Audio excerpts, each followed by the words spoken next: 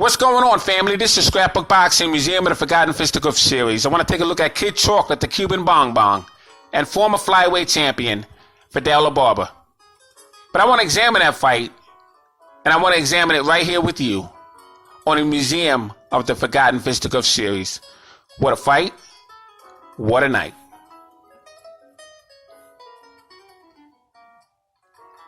Kid Chocolate, known as the Cuban Bong Bong, was born January 6, 1910 in Havana, Cuba. Now, 1910 would be the year that former middleweight champion Stanley Ketchel would be murdered by Walter Dipley. It would also be the year that heavyweight champion Jack Johnson would annihilate former heavyweight champion James Jeffries in 15 brutal rounds. July 4th at Reno, Nevada. Kid Chocolate would die August 8th, 1988. He was 78 years of age at the time of his death, and he would reside in Havana, Cuba. Now, 1988 would be the year that former Olympian Meldrick TNT Taylor would strip away the IBF Junior Welterweight Championship strap from James Buddy McGirt. It would also be the year that Iron Mike Tyson would knock out Michael the Jinx Spinks in 91 seconds. Michael Jinx Spinks was the former heavyweight champion. He was also a former undisputed light heavyweight champion of the world. Kid Chocolate would stand 5 foot 6 inches, and he had a 65-inch reach. He was an orthodox featherweight and super featherweight champion who had total bouts of 152 fights, 136 wins, 51 knockouts, 10 losses with 6 draws. It was said that he had 100 amateur victories with 21 knockouts. Now, the kid began his professional debut December 8, 1927 with a defeat over Johnny Cruz in 6 rounds in Cuba, Havana. The kid developed a reputation by 1929. He had 23 fights that same year. Eventually, he would face former flyweight champion Fidel Barber. He would defeat him in 10 rounds. He defeated Al Singer as well as Bushy Graham.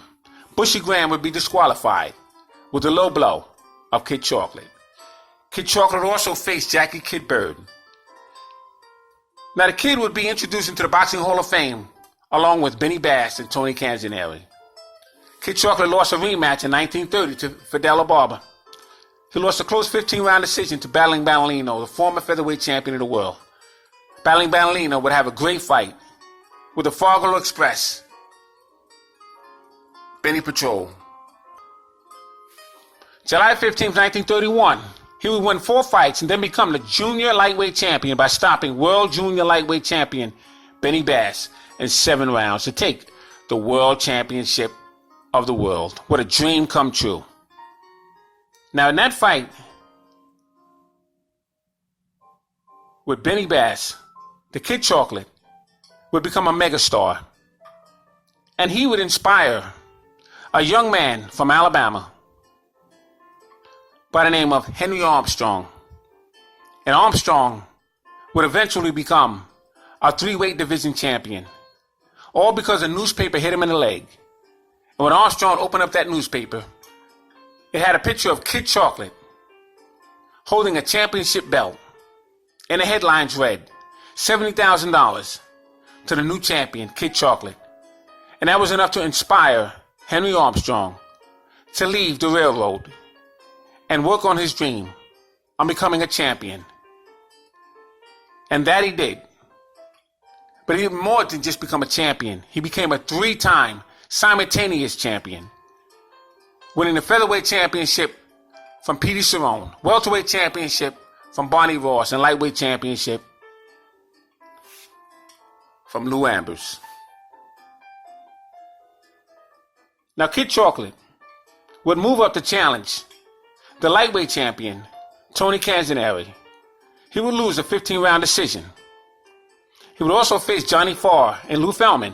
On October 13th, the Kid was recognized as a featherweight champion in the state of New York.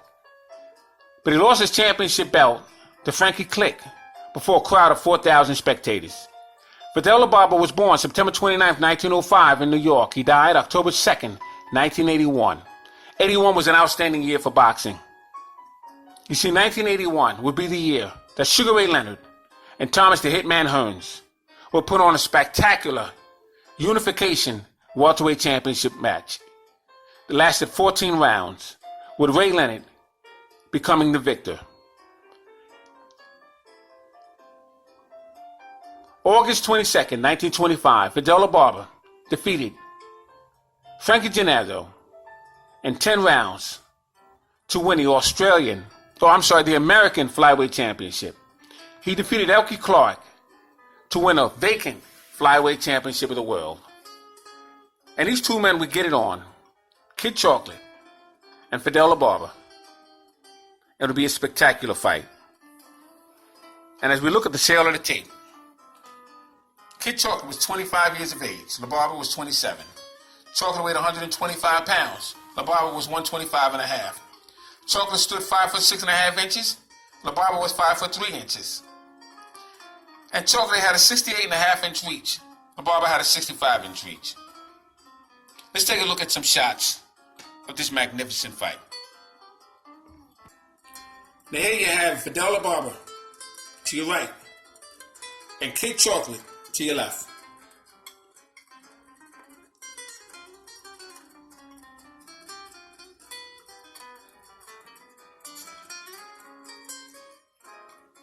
You see Fidel Barber getting up underneath a hook of Kid Chocolate.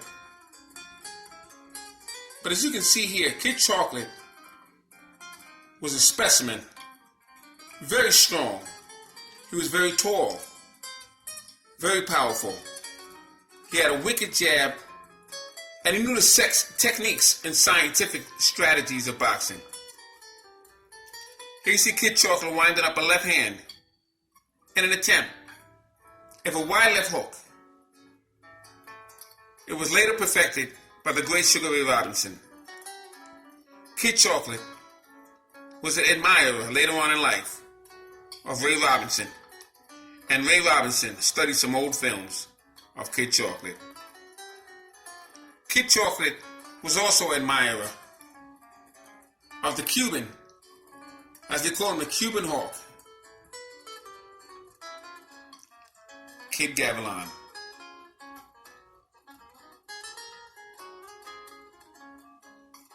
So I just wanted to show you a little bit of that fight between Fidel Barber and Kid Chocolate. Thanks for hanging in there with me. This is Scrapbook Boxing Museum of the Forgotten Fisticuffs series, staying all great fights, and all great fighters will never be forgotten on my channel. Salute to my subscribers. Salute to Fidel Barber and the Cuban Bonbon, Kid Chocolate. Thanks for hanging in there with me. All great fights and all great fighters will never be forgotten on my channel. Look out for the next video. And don't forget, give me a thumbs up and subscribe. Peace.